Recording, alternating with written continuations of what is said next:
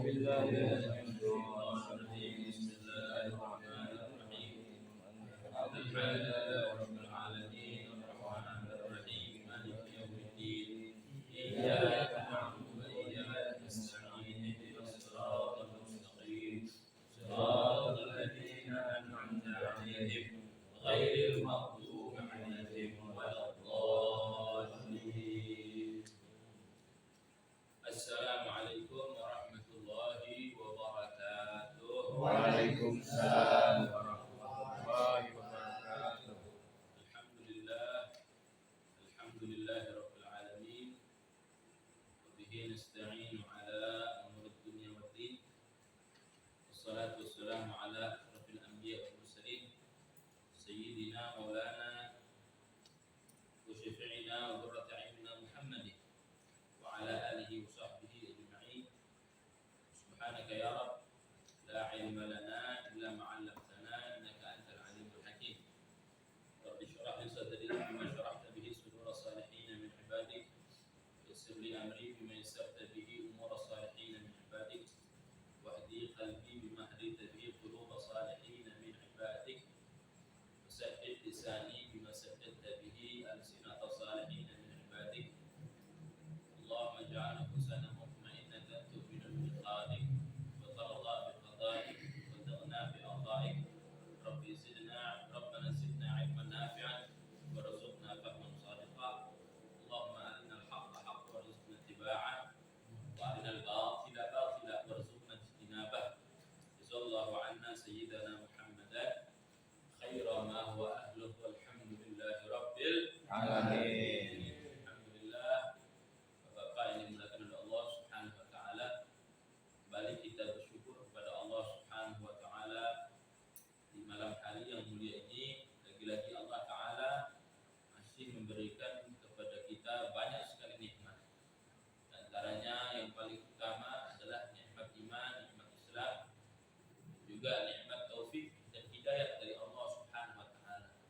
Sehingga Allah taala masih berikan kesempatan kepada kita sama-sama duduk di majelis ilmu, di majelis yang membahas dan membagi-bagikan warisannya Nabi besar Muhammad sallallahu alaihi wasallam. Mana orang yang duduk di majelis ta'lim ini dapat doanya Nabi, dapat berkahnya Nabi. Kata Nabi, "Faman akhadahu faqad akhadha bihadhin wafir."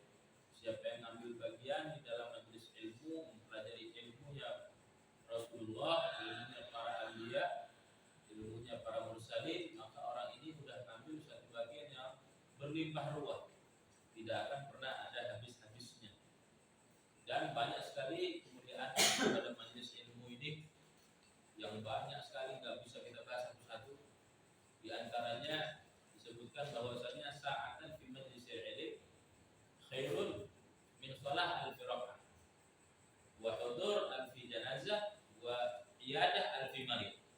Disebutkan bahwasanya sesaat kita duduk di majelis ta'lim yang di situ dibahas tentang ilmunya Allah, ilmunya Nabi Muhammad, itu lebih baik, bukan sama, lebih baik daripada sholat 1000 rakaat, daripada menghadiri 1000 jenazah, lebih baik daripada menziarahi 1000 orang sakit. Jadi pahalanya orang sholat 1000 rakaat ditambah menghadiri 1000 jenazah, ditambah lagi menjenguk 1000 orang sakit, itu dikumpulin masih lebih baik sesaat di majelis taklim. Nah, siapa yang kuat kita sholat 1000 rakaat tiap malam? Ya kan, siapa yang kuat mungkin seminggu nggak ada kita sholat 1000 rakaat atau menjenguk 1000 orang sakit atau menghadiri 1000 jenazah. Tapi sebab duduknya kita di majelis taklim ini yang mungkin hanya ya 1 jam setengah, nah kita udah dapat pahala yang lebih baik daripada itu dari Allah Subhanahu. Dan ini majelis ilmu ini adalah satu sebab yang paling besar daripada Allah Ta'ala mewafatkan hambanya dalam keadaan husnul khatimah. Tentunya banyak. Jadi kalau kita datang majelis taklim itu sebenarnya ya tujuannya harusnya kita nuntut ilmu, ngilangin kebodohan dan biar paham. Tapi kalau nggak paham, hatta orang datang ke majelis taklim dengan niat yang buruk, datang ke majelis bukan niat baik, niat buruk.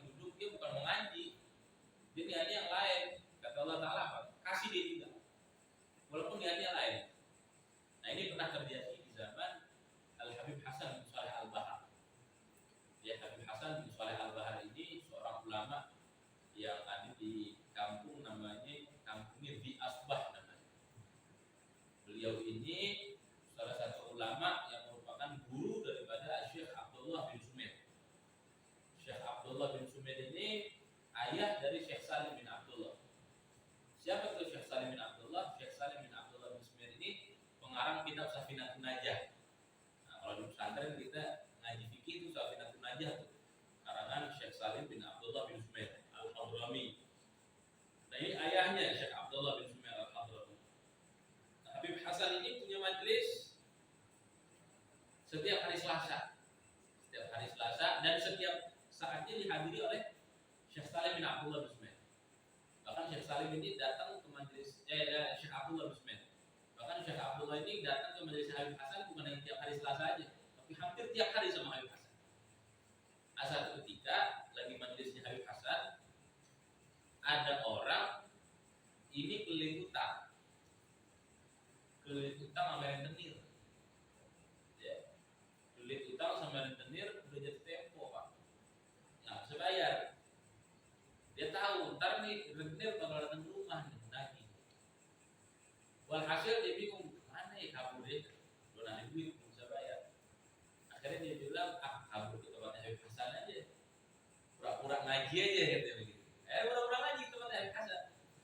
Datang cuma mau ngindar rentenir nih orang. Berangkat ngaji ke tempat Habib Hasan dan Saleh Al-Bah. Terus gak lama kemudian si rentenir datang ke rumah orang tersebut. Sampai di situ diketok, yang keluar anak ditanya, Abah ente mana gitu? Ada utang sama dia belum dibayar. Anaknya polos jawab, Abah saya lagi ngaji tempatnya Habib Hasan bin Saleh Al-Bahar. Nah ini orang sembunyi di majelis Habib Hasan karena dia pikir rentenir paling gak bakal berani ketemu sama Habib gitu. Segan juga dia kalau menagih utang gitu. Tapi emang dasar lintah darat, emang dasar rentenir, dia samperin nih orang ke majelis Habib Hasan. Dia samperin ke majelis Habib Hasan buat nagih utang itu. Datang untuk sampai ke tempatnya Habib Hasan. Ini orang nunggu di majelis Habib Hasan tapi di paling belakang. Nunggu majelis selesai. Dia duduk paling belakang. Artinya dia hadir di majelis itu. Dia duduk di situ. Dia nungguin sampai dia lihat mana nih orang ini punya utang sama saya. Akhirnya dia dapat waktu dia. Ntar pulang nih jegat. Selesai majelis Habib Hasan, orangnya dijegat. Artinya Fulan, nanti jangan kabur. Waktunya bayar utang. Jangan kabur begini. Akhirnya kata dia orang, nanti nggak bisa bayar, nggak punya duit. Percakapan ini dengar sama Habib Hasan bin Saleh Al-Bahar. Hasan nanya ada apa katanya? Ini Fulan yang punya utang sama saya, dia malah kabur sini Habib. Hasil Habib Hasan bilang berapa utangnya dia? Sekian. Akhirnya dibayar sama Habib Hasan. Udah selesai itu perkara. Selesai kejadian itu, lalu berlalu berpuluh tahun, sekitar 10 tahun setelah kejadian itu, tahu-tahu Syekh Abdullah bin Sumair yang biasa hadir di majelis Habib Hasan juga muridnya di kampungnya dipanggil sama seseorang. Ya Syekh Abdullah katanya, ini ada wasiat. Wasiat apa tuh? Ini rentenir mau meninggal dunia, lagi sakratul maut. Keluarganya minta ditalkinin baca la ilaha illallah. Syekh Abdullah mikir, waduh, ini mah rentenir kayaknya nggak ada harapan mati la ilaha illallah. Dalam hatinya doang. Tapi karena dia nggak enak hati sama keluarganya, ini renten sama orang yang manggil juga, akhirnya didatangin sama Syekh Abdullah. Syekh Abdullah sebenarnya datang, orang itu kondisi si rentenir ini kondisi udah sakratul maut, udah mau menjelang meninggal dunia. Ditemuin, habis itu rentenir itu ngomong, ya Syekh, saya kayaknya udah di penghujung ajal. Saya banyak nyakitin orang, banyak dolimin orang, banyak ngambil harta orang. Tolong saya minta, saya mau tulis wasiat. Saya minta Anda untuk membimbing saya tobat kepada Allah Ta'ala. Saya pengen tobat hari ini sama Allah. Terus hak-hak orang yang udah saya ambil, saya pengen bagiin. Fulan dicatat namanya salah satu dia. Masyarakat terlihat tadi. Itu ditulis wasiat segala macam, dipegang sama Syekh Abdullah. Habis itu di rentenir ngomong, ya Syekh, kayaknya saya udah gak kuat lagi. Gitu. Sekarang saatnya kayaknya saya pulang kepada Allah. Tolong bimbing saya ucap la ilaha illallah. Akhirnya ditalkin sama Syekh Abdullah bin Sumair. Qul la ilaha illallah. Sudah benar jawab la ilaha illallah Muhammadur Rasulullah. Muhammadur Rasulullah tinggal. rentenir. Syekh Abdullah kaget.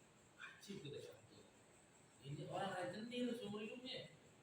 Terkenal, siapa yang kenal dia rentenir? Tapi matinya bisa tobat, matinya minta dibalikin hak orang yang dibalikin, dan matinya disebut la ilaha illallah. Yang disebutkan dalam hadis man akhira kalamiyah fa min dunya qul la ilaha illallah dakhala jannah. Siapa yang ucapan terakhirnya la ilaha illallah ketika meninggal dunia masuk surga. Walhasil Syekh Abdullah bin Sumair takjub dengan kejadian itu, dan setelah itu beliau urusin ke pemakamannya segala macam dan menunaikan wasiat-wasiat tadi itu yang dikasih oleh beliau. Sehingga beliau nggak datang ke majelis Hasan bin Salam Barang sekitar berapa hari. Sampai Habib Hasan nanyain dia, Abdullah bin Sumair mana nih gitu. Abdullah bin Hasan bin Sumair nggak datang-datang majelis kita, kemana nih orang? Sampai akhirnya Syekh Abdullah datang ke majelis itu. Ditanya sama Habib Hasan, Abdullah, dari mana aja ente udah berhari-hari gak ketemu sama aneh, gak datang ke majelis aneh? Wah, Habib katanya, aneh kemarin ngurusin satu wasiatnya orang. Wasiatnya siapa? Itu Habib, rentenir. Ajib ceritanya. Syekh Abdullah cerita, ketakjuban beliau bahwa rentenir ini bisa mati surah Fatimah. Habib bisa sebut la ilaha illallah Muhammad Rasulullah, cerita semua deh sama Habib Hasan. Kalau Habib Hasan bilang, tahu nggak ente, kata Habib Hasan, ini orang biar dia rentenir, kenapa bisa matinya surah Fatimah? Nggak tahu Habib. Kata Habib Hasan, sekitar berapa puluh tahun yang lalu, 10 tahun yang lalu, kata Habib Hasan, ini orang pernah datang ke majelis kita, dia duduk di belakang, dia pengen ngambil utang dari orang yang ada hadir di majelis kita. Dia datang ke majelis kita bukan buat ngaji, bukan buat belajar, dia cuma mau ngambil utang. Cuman di saat itu aku melihat Allah Ta'ala nurunin rahmat ke majelis kita, dan dia dapat percikan, bukan dapat rahmat, dapat percikan rahmat itu. Sebab percikan rahmat itu, itulah yang menyebabkan dia bisa mati. Luar biasa. Nggak main-main majelis taklim. Apalagi orang yang benar-benar dia datang ngaji. Masya Allah. Dan sudah banyak buktinya. Malam saya juga datang ke tempat almarhum saya punya teman, Muhammad Ihsan dan Abdul Wahab. Bukan kiai, bukan ustaz, bukan santri, tapi dia istiqomah ngaji.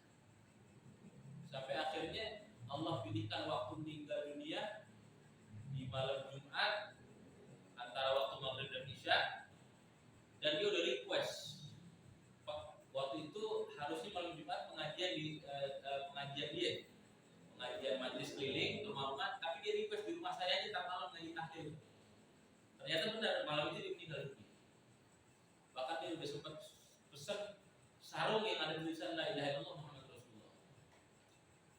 Ini kejadian nyata di Bendawaru sini di Haji Raya. Orang yang semangat, orang ini biasa aja, sholatnya biasa, ibadahnya biasa. Tapi kalau sama majelis taklim, masya Allah. Nah itu Allah tutup akhir hayat dengan surah Fatimah di waktu yang berkah, di waktu luar biasa, di hari luar biasa. Nah ini makanya itu ngaji ini salah satunya dahsyat nih Pak. Kalau kita istiqomah, ya manja ahlul muat, wa huwa yatlubul ilm, fa baina wa bainal anbiya darajatan wahidah fil jannah. Kalau Nabi SAW, siapa yang kematian mendatanginya sementara dia dalam keadaan menuntut ilmu, artinya dalam keadaan istiqomah ngaji terus, ya, maka ini orang akan dikumpulkan bersama para anbiya, cuma beda satu derajat. Satu derajat di bawahnya para nabi. Ya, gak peduli ini orang mau paham apa kagak ngajinya dia. Tuh dia tadi, orang nagih utang riba bersama Tuhan. Jadi kalau kita pengen hidup, ya mati yang baik, mati husnul khatimah, insyaallah lazim di majlis. Apalagi di sini kita ngaji kitabnya Habib Usman bin Abdullah bin Abi Yahya. Sudah saya bilang juga kemarin kita ngaji kitabnya ulama ini, yang penting bukan ilmunya sebenarnya. Ilmu itu bonus saja dari Allah Ta'ala kalau kita paham. Tapi sebenarnya yang kita harapkan adalah doa daripada ini ulama. Sebab biasanya itu para ulama dalam awal-awal kita tuh suka doain orang. Wafaqanallahu wa iyyakum. Mudah-mudahan Allah berikan taufik kepada saya dan kalian yang membaca, yang belajar ini nanti. Ya, insyaallah.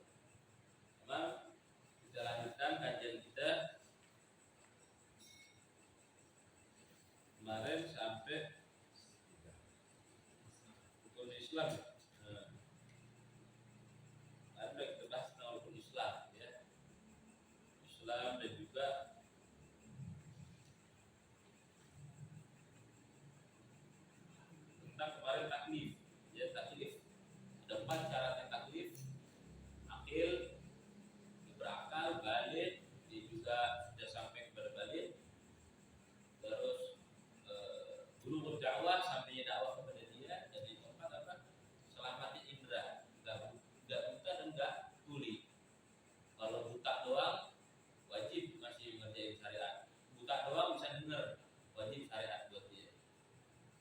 tuli doang bisa ngeliat wajib syariat. Tapi kalau dua-duanya buta dan tuli gak wajib.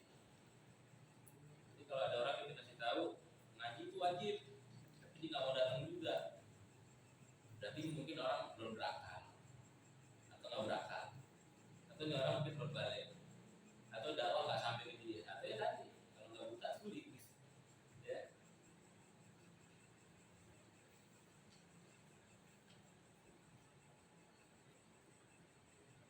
Ya kemarin Habib Usman juga berbahas bahwa permulaan tentang kita wajib untuk mengenal Allah Subhanahu Wa Taala. Ya, dan juga ilmu tauhid ini adalah apa kata beliau? Hakikat makna syahadat. Makna syahadat itu ya ini yang mau kita bahas. Jadi ngaji tauhid bab 20 bahas apa sih makna syahadat? Asyhadu alla ilaha illallah wa asyhadu anna muhammadar rasulullah. Sehingga itu nancap di dalam hati kita dan menjadi etikat keyakinan kita kepada Allah Taala. Disebutkan juga. Adapun ilmu pengetahuan lain-lain, maksudnya ilmu-ilmu yang lain, ilmu pengetahuan lain-lain rukun Islam, yaitulah yang dikatakan ilmu fikih, maka wajib pula atas tiap-tiap mukallaf bahwa mengetahui akan ilmu segala yang wajib atasnya. Ya, kemarin sudah kita bahas di ilmu tauhid bahas tentang syahadat. Ada juga ilmu rukun Islam yang lain apa tentang ilmu sholat, ilmu puasa, ilmu zakat, ilmu haji. Ya, itu pembahasannya ilmu fikih. Ya, ini juga wajib kata Habib Usman. Ya, maka wajib pula atas tiap-tiap mukallaf bahwa ia mengetahui akan ilmu segala yang wajib atasnya, seumpama sembahyang. Ya, sembahyang wajib tahu ilmunya. Rukunnya ada berapa, syarat sahnya ada berapa. Ya, siapa yang wajib sembahyang, siapa yang enggak wajib sembahyang. Dan sekarang segala yang berkaitan dengan sembahyang, mulai dari taharahnya, wudhunya itu, ya mandi janabahnya, dan itu ada pembahasannya tersendiri di ilmu fikih. Begitu juga puasa, ya puasa. Apa sih bedanya puasa wajib sama puasa sunnah? Gitu. Di mana bedanya niat puasa wajib, puasa sunnah? Ada berapa rukunnya? Syarat sahnya apa aja? Boleh nggak kalau puasa wajib ini niatnya nggak nginep gitu, maksudnya nggak berniat di malam hari, niatnya besok. Atau kalau puasa sunnah, apakah harus juga niat itu di malam hari? Boleh nggak nanti setelah sholat subuh? Nah ini ada pembahasannya. Apa aja yang batalin puasa? Ya, terus apa yang harus kita jaga ketika kita puasa? Nah ini ada juga pembahasannya. Demikian pula amal-amalan yang sunnah, ya, atau segala amal yang hendak dikerjakannya. Ya, jadi intinya apa? Intinya setiap amal yang mau kita kerjakan, baik itu wajib ataupun sunnah, harus mengikut kepada ilmunya. Ya, harus ada ilmunya. Jadi bukan didasari karena ikut-ikutan, bukan didasari karena gaya-gayaan, tapi juga didasari dengan ilmu yang benar. Ya, dasari dengan ilmu.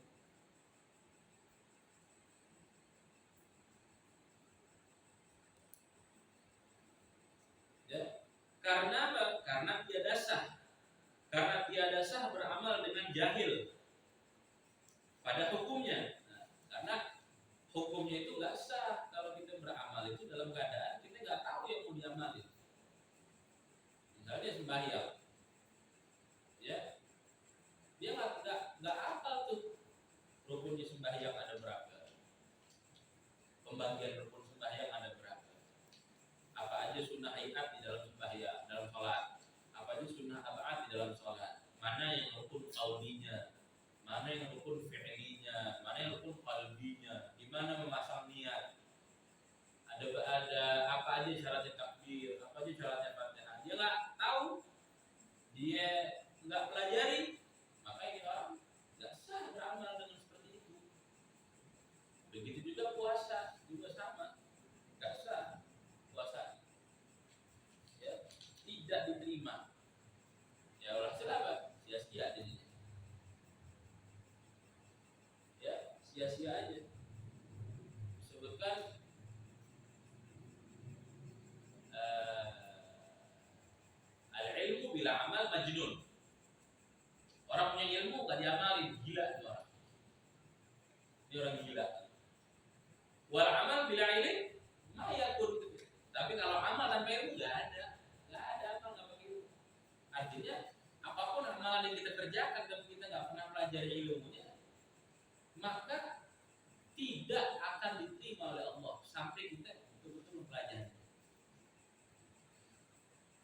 kemarin udah saya bahas juga sedikit ya tentang perkara yang paling simpel aja di kehidupan kita sehari-hari. Misalnya sholat. Ya, kita masih lihat banyak orang sholat ketika rukun qauli itu bacaannya nggak terdengar sama kuping sendiri. Ya, dari mulai takbiratul ihram, rukun qauli itu ada 4. Takbiratul ihram, baca Fatihah, tasyahud, sama salam yang pertama. Ya, salam yang sebelah kanan. Ya, ada orang sholat begitu kan, salam dia. Nah, ini nggak sah nih sholatnya.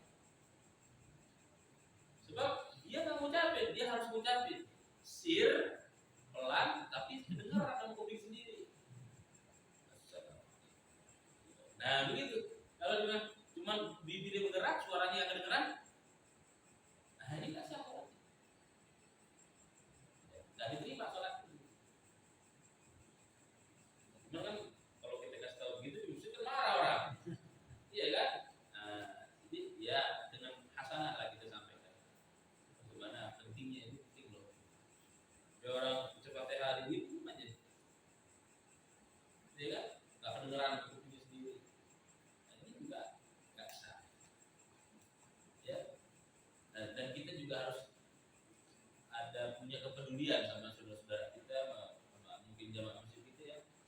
Mungkin kita perhatikan juga itu bagaimana cara kita sampaikan ini dakwah, sampaikan ini kebenaran ini ya dengan cara yang lembut, tidak menghakimi, tidak menjudge, ya sampai ya mudah-mudahan Allah Taala berikan taufik sampai dia mau belajar, ya begitu. Ya bahwa karena tiada sah beramal dengan jahil pada hukumnya, tidak sah beramal dalam keadaan bodoh. Hati bodoh nggak tahu.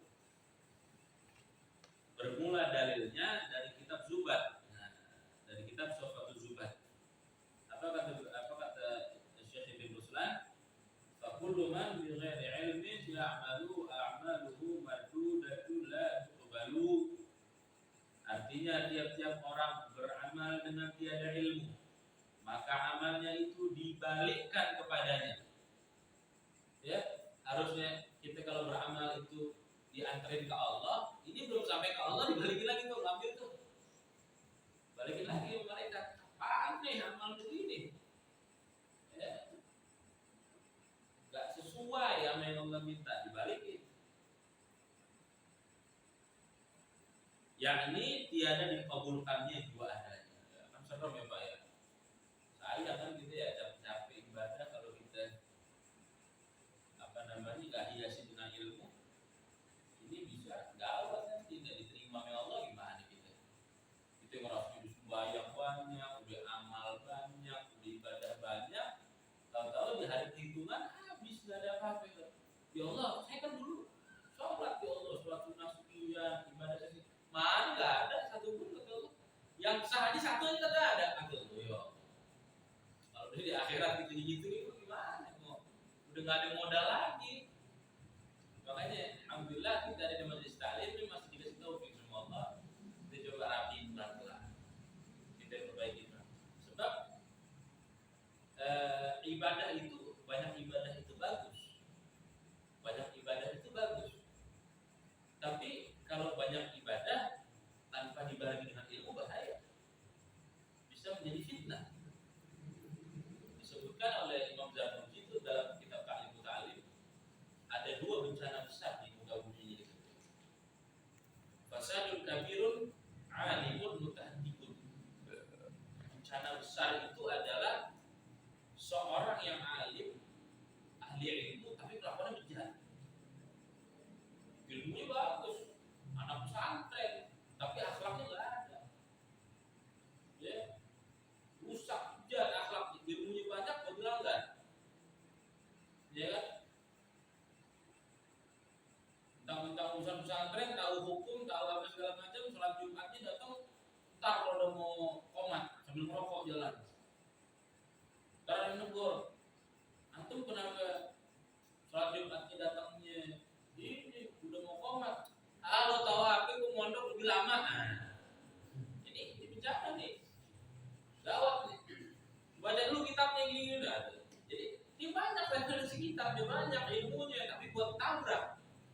gawat, bencana nih. Kata Imam Zarruti bencana, alim mutaati. Cuma ini bencana nggak gede-gede banget. Wa akbaru minhu, ada yang besar dari itu. Apa?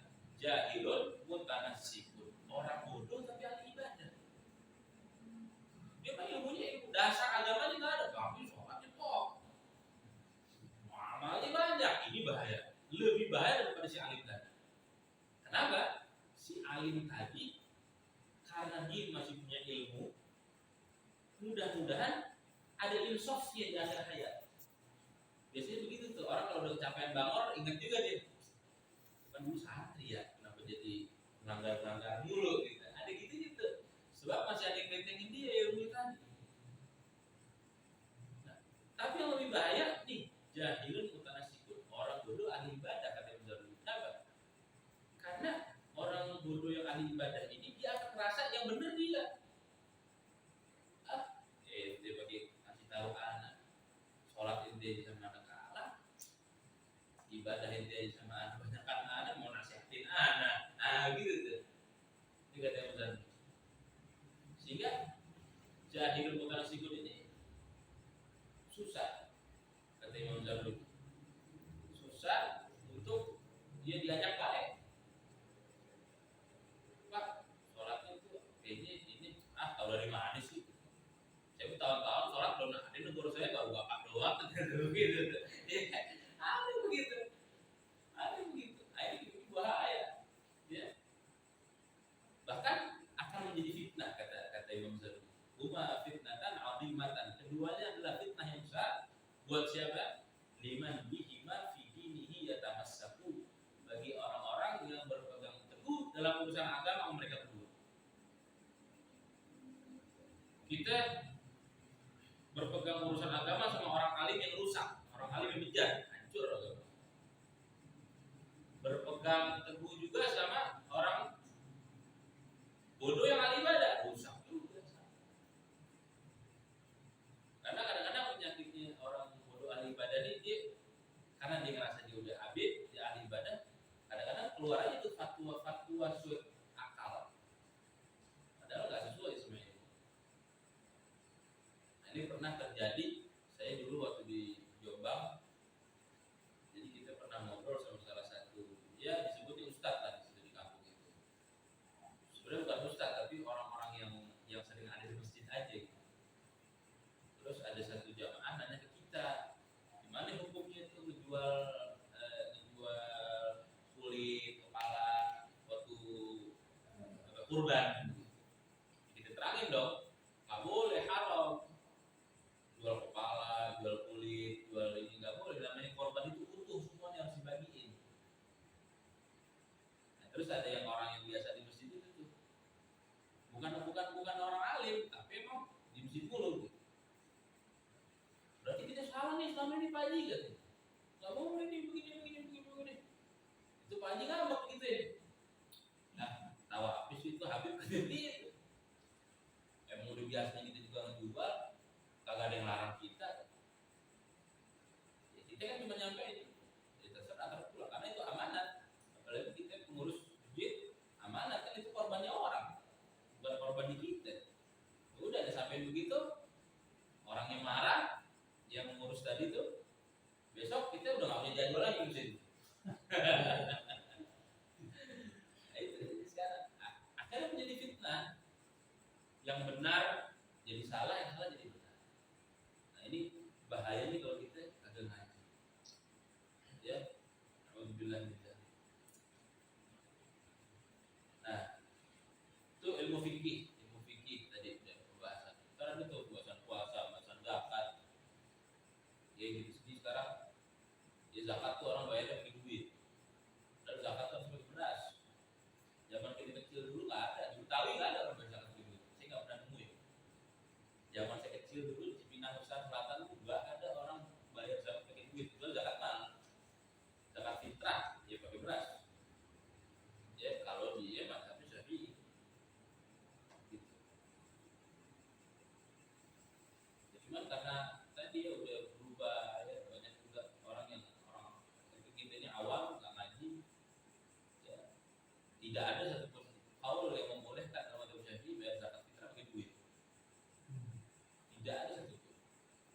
madhab Hanafi. Itu pun kaulnya dhaif. Orang Hanafi sendiri bayarnya pakai cara kita. Lah kita di Indonesia pakai duit. Di Indonesia madhab Hanafi yang kaulnya dhaif. Nah ini kita belajar, akhirnya curang-curang. Ya saya kan kalau kita salah bayar zakat kita gagal, puasa kita gantung. Wah ini kan sedih kan kita kan. Ya banyak lah artinya yang perlu kita benahi. Tadi sebabnya ilmu mulai ditinggalkan, maka Allah kasih bencana sama kita. Ya. Makanya kata Nabi di satu hadis, salah satu tanda akhir zaman itu dicabutkan ilmu, dimatiin para ulama, sisa orang-orang bodoh, ru'usan juhala, aftau bighairi ilm. Sisanya orang-orang bodoh yang memberi fatwa tanpa ilmu, sehingga menjadinya dhalla wa adalla, sesat dan menyesatkan. Nah, adapun dalil wujubnya segala ilmu yang tersebut itu, maksudnya adalah adapun dalil wajibnya segala ilmu tersebut itu, artinya ilmu tentang rukun Islam tadi, ya, yaitu hadis Rasulullah SAW, yaitu hadis Rasulullah SAW, talabul ilmi fardhatun ala kulli muslim. Artinya bermula menuntut ilmu wajib atas tiap-tiap muslim. Wajib atas tiap-tiap muslim. Makanya disebut fardhu ain. Per individu, nggak bisa diwakili. Di rumah kita punya anak 3, ini 1 sama kita 5, ya 5-5-nya wajib tuntut ilmu yang tadi tuh. Ilmu tauhidnya, ilmu fikihnya. Nggak cukup sebenarnya bapaknya ngaji mewakilin bini, nggak bisa. Arti wajib juga maksudnya kalau tinggalinnya dosa, sama aja sholat fardhu ain. Di rumah ada 5 orang, 5-5-nya wajib sholat. Kalau udah memenuhi syarat taklif tadi, syarat mukallaf yang 4 itu. Ya, di rumah ada 5 orang yang udah memenuhi 4 syarat itu, maka ke-5-5-nya wajib. Ketika dia tinggalkan, dosa semuanya. Ya, begitu. Wajib. Nah inilah yang kemarin kita bahas, maksiat yang udah nggak dianggap maksiat, ninggalin ngaji, gitu ya. Kalau kita kan ninggalin sholat kan kerasa kan dosa kan ya. Wah, mana nih? Sholat kegiatan gitu. Nah, perasaan itu harus sama ketika orang nggak ngaji ilmu agama. Karena sama derajatnya sama-sama fardhu ain antara sholat dan ilmu. Dan dalil bahwa ma'rifatullah jalla wa azza terdahulu wujubnya dari lain-lain ilmu, yaitu dari kitab Zubat. Nah, maksudnya apa? Dan dalil ma'rifatullah azza wa jalla terdahulu artinya dan dalil daripada mengenal Allah itu lebih didahulukan wajibnya daripada ilmu-ilmu yang lain. Artinya sebelum orang belajar fikih dia belajar tauhid dulu sebenarnya. Nah, kan gitu. Sebelum orang itu belajar caranya sholat, caranya puasa, caranya zakat, dia harus belajar tauhid dulu, harus belajar kenal sama Allah dulu. Sebab Allah ini tujuan, ya, alamat yang mau dituju nih. Ya kan, kalau tujuannya salah, alamatnya salah, nggak nyampe nanti. Ya kan, ada orang mau kirim suratnya bagus, kertasnya bagus, tintanya emas. Iya kan, isinya cakep, pakai bahasa sastra puitis. Iya kan, dibungkus pakai amplop yang mahal. Alamatnya salah. Iya kan, nggak nyampe Pak, nggak nyampe. Sebagus apapun isinya, salah alamatnya nggak nyampe. Seperti itu juga ibadah kita tadi. Sebagus apapun ibadah kita, sehebat apapun, kalau kita salah alamatnya, ya kan, ya betul. Makanya didahulukan ilmu mengenal Allah itu didahulukan dari ilmu-ilmu yang lain.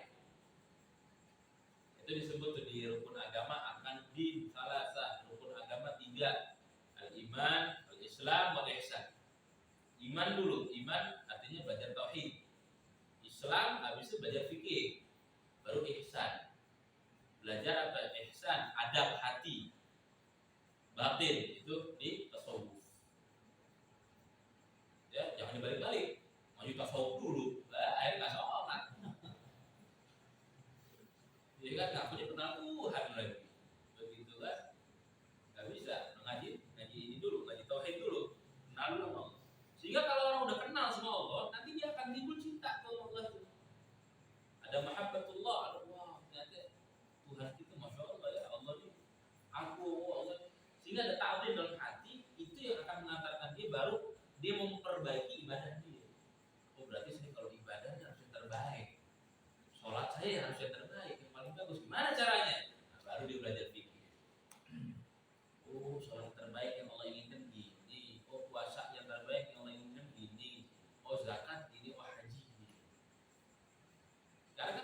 lihat ya, buka pengajian fikih bertidur aja semua.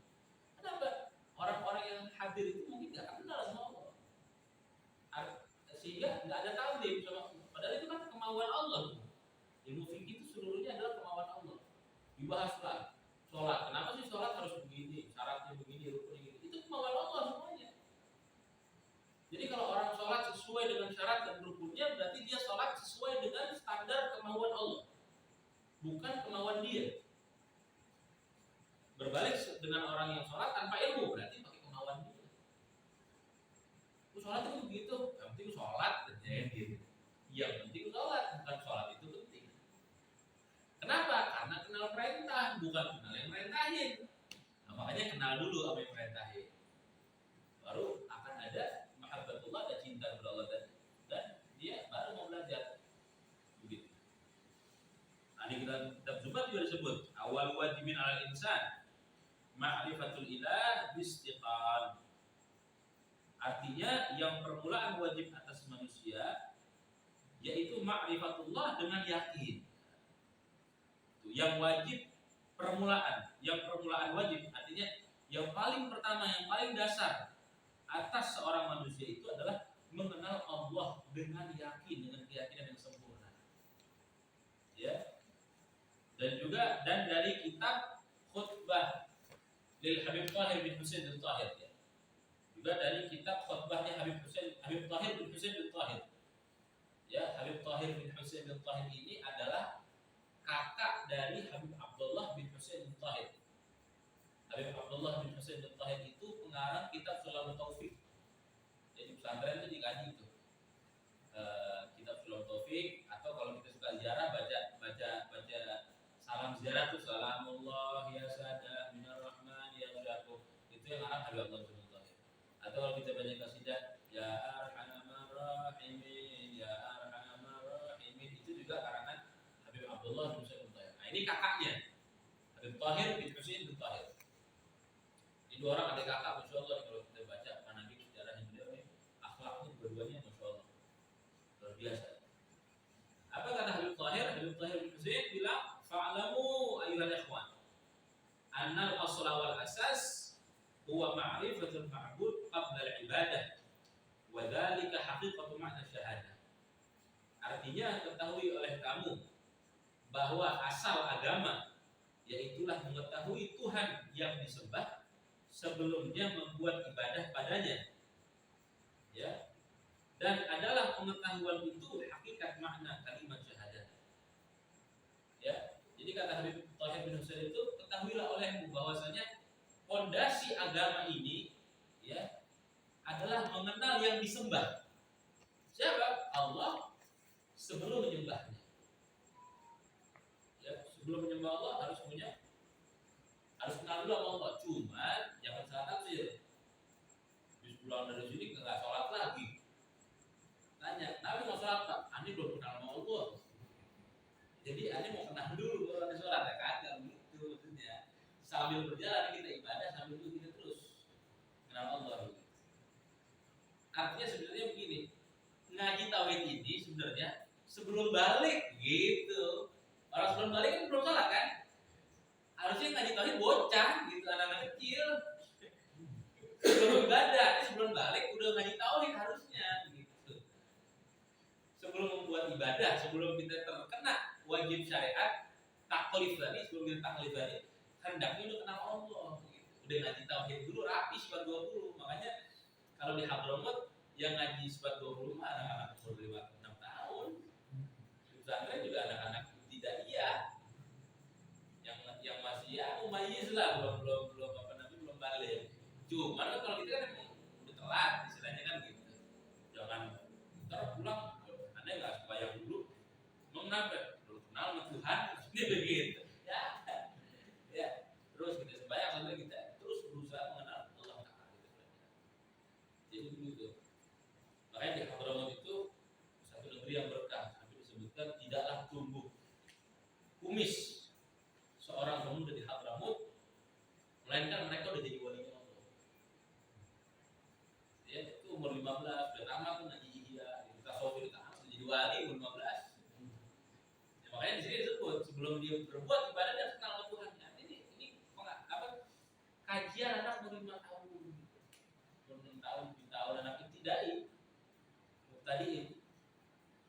dan seharusnya orang Islam begitu. Artinya ya mungkin di generasi kita telat, maka mulailah di generasi anak kita. Anak kita telat juga di generasi cucu kita. Jadi ya coba deh, zaman kita dulu di Betawi yang ngaji sebab dulu kecil kan deh, ngaji. Kalau dulu masih kecil, kita ngaji ikro. Ngaji ikro juga ngaji sebab 20 dulu. Masih kecil kita ngajinya. Wujud tidak bawa mukhalafat, memang nggak dimasukin dalil aklinya, ininya dulu, syar'inya dulu. Tapi itu udah mantep gitu. Udah kecil tuh, udah kenal. Allah itu wujud, Allah itu tidak, Allah itu apa, udah bisa begitu. Nah sekarang kan bisa hilang tuh pengajian kita. Begitu. Nah, dan mengenal Allah itu, ma'rifatullah itu adalah apa? Hakikat makna syahadat. Ya. Sehingga ketika seorang itu sudah mengetahui apa sih makna syahadat, yang hakikat itu artinya sesungguhnya gitu. Ya, sesungguhnya realitanya gitu. Jadi hakikat makna syahadat artinya makna syahadat yang sesungguhnya apa sih gitu. Nah, itu akan dapat kalau orang belajar tauhid. Sehingga dia akan punya syahadat itu bukan cuma dia sebut asyhadu alla ilaha illallah, asyhadu anna muhammadar rasulullah, atau cuma dia sekedar tahu artinya, tapi betul-betul nancap di dalam hati itu sebagai etikat yang kuat. Sehingga itu nggak bisa dipatahkan, nggak bisa digoyangkan. Ketika dia mengatakan, dia menyaksikan asyhadu alla ilaha illallah, aku bersaksi tidak ada Tuhan selain Allah, sehingga apa? Dengan kesaksian itu memang dia tidak akan pernah lagi bertuhan kecuali sama Allah aja. Artinya udah mantep, gak akan mau digoyang sama siapa juga, dimurtadin dia udah kena gitu. Kalau orang udah punya makna syahadat di dalam hatinya tadi. Dan jika telah diketahui kewajiban ma'rifatullah ta'ala atas tiap-tiap mukallaf, maka diketahui olehmu bahwa artinya ma'rifat yaitu i'tiqad yang jazim lagi muwafaqah pada hak dengan dalil dan dengan dalil. Begitu dulu. Maka kalau kita udah tahu bahwa ma'rifatullah itu wajib, ya, maka ketahuilah apa sih ma'rifat itu. Ya, ma'rifat itu bukannya orang bisa kembali baca, bukan. Itu mah penyimpangan. Ma'rifat itu apa sih? I'tiqad yang jazim. I'tiqad, keyakinan yang jazim. Ya, lagi muwafaqah. Nanti dibahas jazimnya itu apa? Lagi muwafaqah. Ya, muwafaqah itu dan juga sesuai, ada hak kepada zatnya Allah. Jadi keyakinan jazim itu nanti artinya putus. Artinya keyakinan yang putus. Udah nggak ada lagi syak-syaknya, sangka-sangkanya. Udah nggak ada bimbang lagi.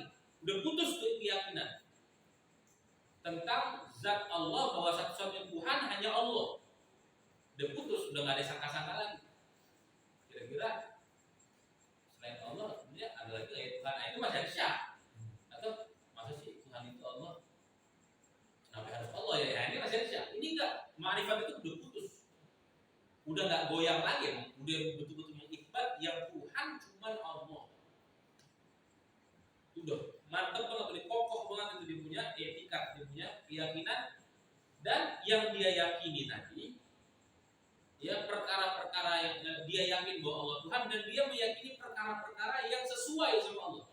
Artinya dia mensifati Allah dengan perkara yang sesuai. Kan ada tuh orang yang mensifati Allah dengan perkara yang gak sesuai. Misalnya Allah dibilang punya tangan. Nah ini gak sesuai. Nah ini muwafaqah pada hak, sesuai dengan haknya Allah, sesuai dengan kebenarannya Allah Ta'ala di sifatnya.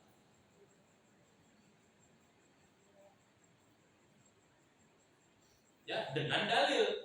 Arti dengan dalil, apa yang dia yakini itu bukan karena ngikut-ngikut orang, tapi dia bisa menjelaskan. Misal, Allah itu wujud, kata dia. Yakin dia benar-benar Allah wujud. Allah itu ada, wajib ada, nggak lagi berubah. Sebenarnya Allah ada apa enggak ya? Nah, ini belum jazm nih, belum ma'rifat berarti. Kalau orang ma'rifat, i'tiqad jazim. Allah tuh wajib wujud, Allah tuh ada. Tanya sama orang, "Emang Allah ada?" Ada. Mana dalilnya? Sebutin dalil aklinya, sebutin dalil naklinya, ayat Qur'annya, atau kalau dengan sebut ayatnya, artinya gitu, terjemahnya. Itu sehingga dia kenal dengan Allah tadi berdasarkan apa? Berdasarkan dalil, bukan dengan ikut-ikut orang. Sehingga itu yang membuat dia semakin hari tadi semakin mantap i'tikadnya kepada Allah Subhanahu wa taala. Dan artinya jazm yaitu i'tikad yang putus. Nah, yang tiada ada syaknya lagi, tidak ada lagi keraguan di dalam keyakinannya itu. Maka bukan sangka-sangka adanya. Nggak pakai sangka-sangkaan lagi. Allah wujud. Masih sih wujud ya? Nah, gitu. Nggak begitu. Itu udah mantep gitu. Dia punya dalilnya lagi. Ya, dia punya dalilnya baik dari syariat juga dengan akal.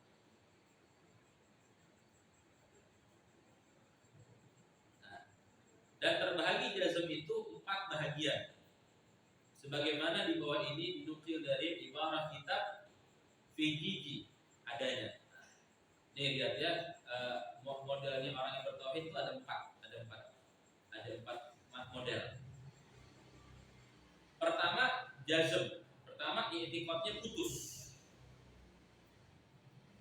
Lalu i'tikad yang yakin, betul-betul yakin, tidak ada sangka-sangkanya lagi itu muwafaqah pada hak. Apa? Sesuai dengan zat dan sifat Allah, dia mensifatinya dengan dalil. Lalu dia bisa mensifati Allah tadi, mengithbat pada zat Allah begini, mengithbat pada sifat Allah begini dengan dalil, maka inilah yang dikata ma'rifat. Ini orang ma'rifat. Dia kenal, dia yakin betul bahwa Allah itu Tuhan, gak ada sangka-sangkaan lagi. Lalu dia mensifati Allah, mengithbat sesuatu kepada Allah dengan sesuatu yang pantas bagi zat Allah. Lalu dia meyakini itu dengan dalil, baik dengan akal dan ini yang dikata ma'rifat. Itu orang ma'rifat. Kedua, jazm muwafaqah pada hak. Ya, tetapi tiada dengan dalil. Maka inilah yang dikata taqlid sahih. Ini orang yakin benar sama Allah nih. Ya. Bahkan dia juga bisa mensifati Allah dengan sesuatu yang pantas untuk Allah. Cuma nggak bisa berdalil. Pertanyaan, Allah itu maha kuasa nggak? Maha kuasa. Dalilnya apa? Apa ya? Nggak tahu. Tapi dia mah yakin banget sama Allah, nggak ada keraguan. Di dalam hatinya mah i'tikadnya benar-benar yakin, nggak ada syak, nggak ada keraguan. Cuma nggak berdalil. Nah, maka orang yang seperti ini tauhidnya disebut taklid. Taklid sahih. Taklid itu apa? Tauhidnya niru. Niru siapa? Niru ahlul ma'rifat. Niru tauhidnya orang yang ma'rifat. Dan taklidnya taklid sahih. Taklidnya taklid yang benar. Ya walaupun nanti ulama tauhid berbeda pendapat tuh. Ulama tauhid bilang, ada seperti Imam Sanusi bilang, at-taqlidu yajuzu fil furu' wa la yajuzu fil usul. Taklid itu, niru itu boleh dalam urusan furu', dalam urusan fikih. Kayak kita nih, kita niru Imam Syafi'i dalam sholat, maka disebut mazhab kita Syafi'i. Ya kan? Kata Imam Sanusi, kalau urusan fikih, urusan furu'iyah nggak apa-apa taklid. Tapi kalau urusan tauhid nggak boleh taklid. Kata beliau begitu. Kenapa? Maksud beliau begitu supaya orang semua pada belajar tauhid, supaya semua orang itu semua yakinnya betul-betul mantap. Karena kalau orang yang iman itu taklid, ikut-ikutan, kalau yang orang itu tidak berubah, imannya berubah juga dia nanti. Maka itu disebut kalau Imam Sanusi bilang nggak boleh. Ya, taklid dalam ilmu tauhid nggak boleh. Ketiga, jazm, tiada muwafaqah pada hak dengan dalil. Maka inilah yang dikata jahil murakkab. Nah, ini kayak sebelah kanan tuh yang cingkrang, ya kan? Yakin banget itu mana sama Allah. Cuman mensifati Allahnya nggak sesuai sama zat Allah Taala, walaupun dia pakai dalil. Maka disebut apa?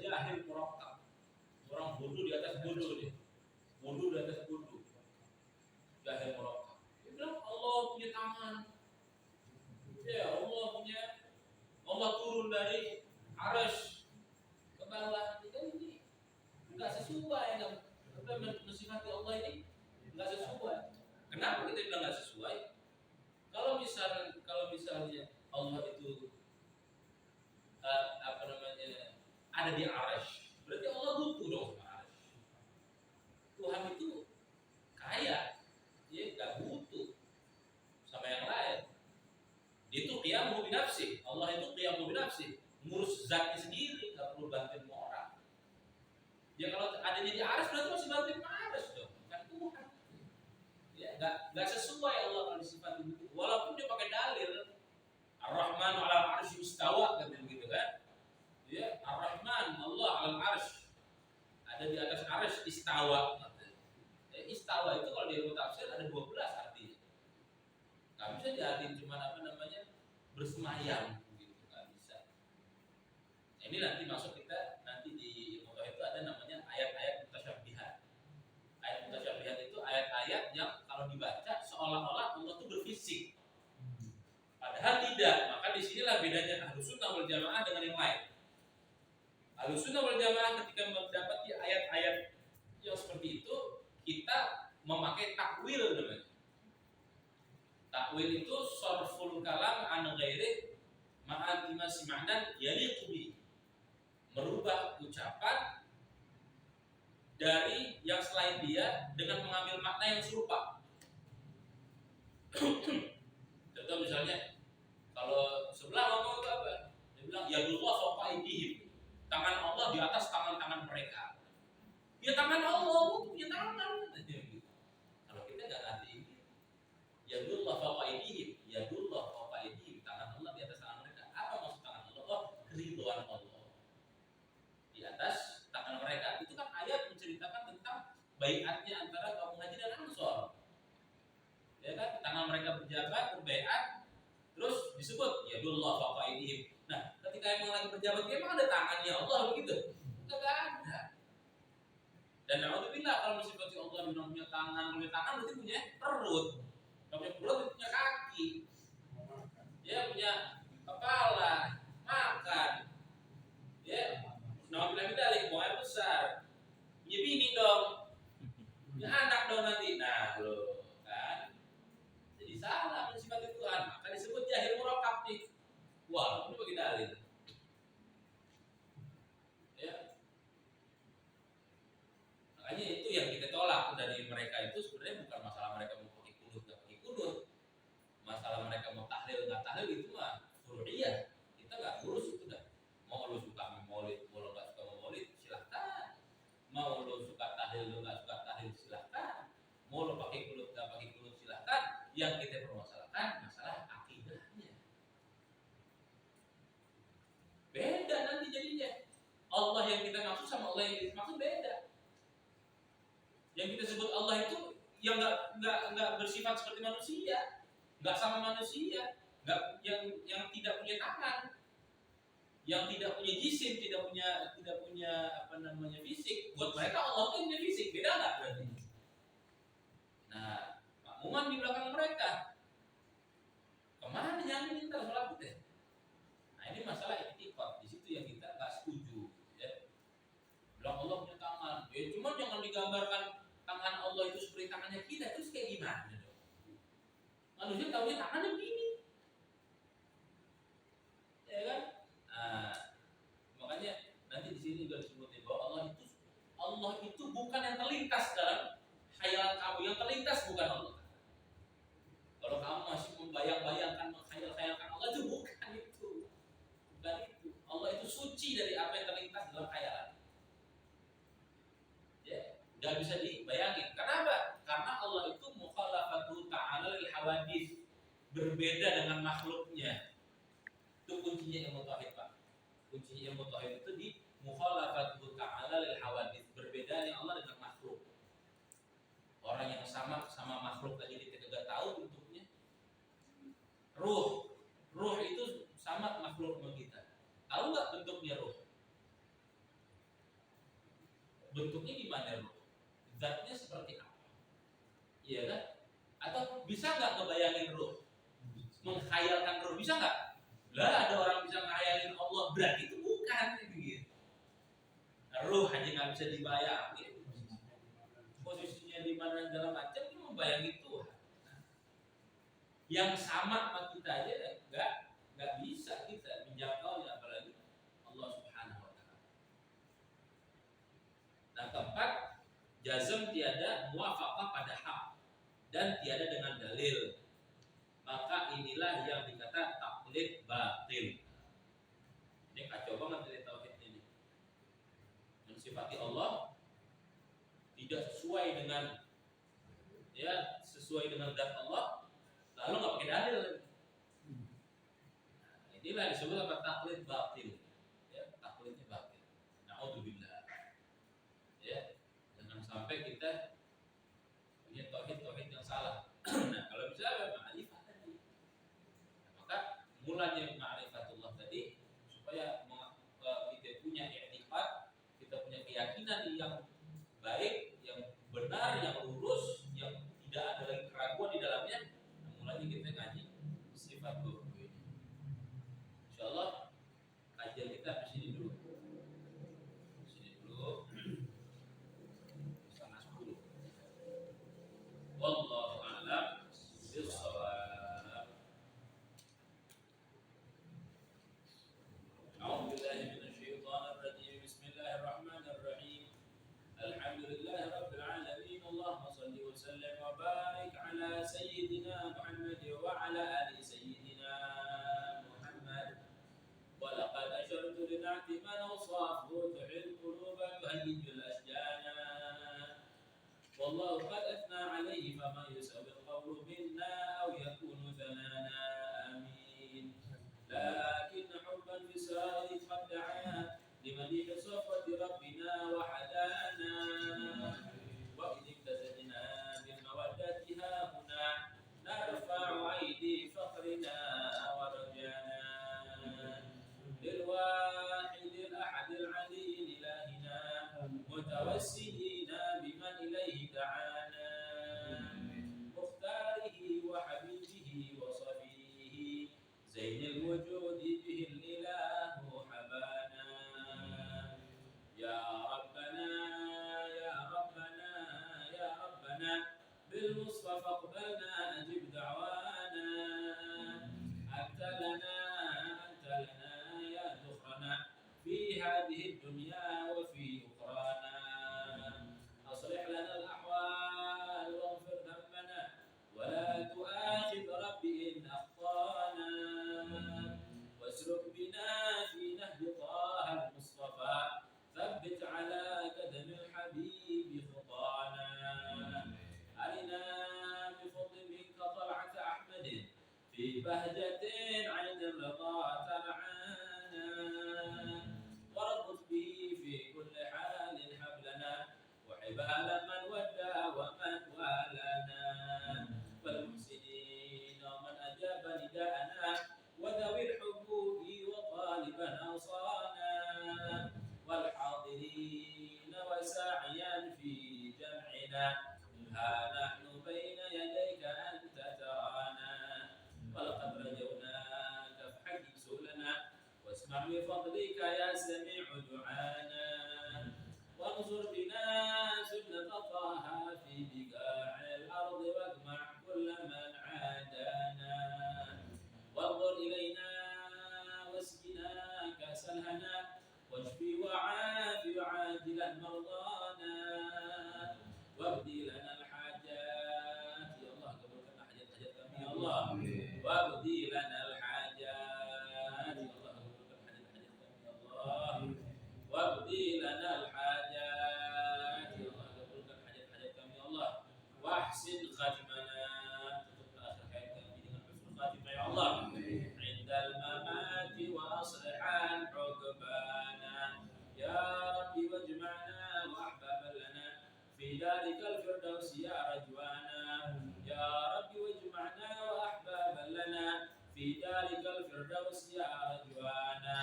يا ربي واجمعنا واحبابا لنا في ذلك الفردوس يا رجوانا. بالمصطفى صل عليه واله ما حركت ريح الصبا أغصانا. سبحان ربك رب العزة عما يصفون وسلام على المرسلين والحمد لله رب العالمين. الصلاة والسلام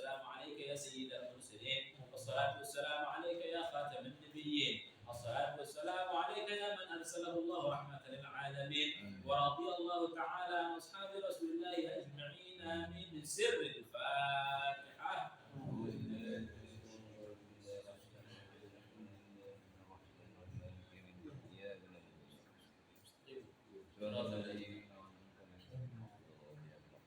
ربنا تقبل منا إنك أنت السميع العليم وتب علينا إنك أنت التواب الرحيم. صلى الله وسلم وبارك على سيدنا محمد النبي الأمي وعلى آله وصحبه وسلم. آمين. سبحان ربك رب العزة عما يصفون، سلام على المرسلين والحمد لله رب العالمين. سبحانك اللهم وبحمدك، أشهد أن لا إله إلا أنت، أستغفرك وأتوب إليك. السلام عليكم ورحمة الله وبركاته. Waalaikumsalam.